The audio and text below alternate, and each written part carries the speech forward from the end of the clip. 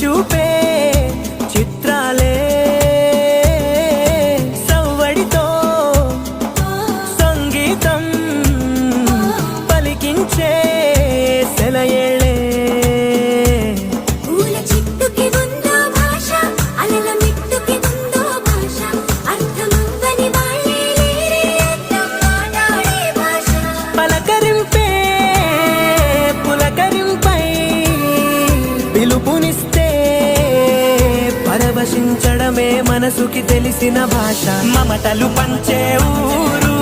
ఏమిటి దానికి పేరు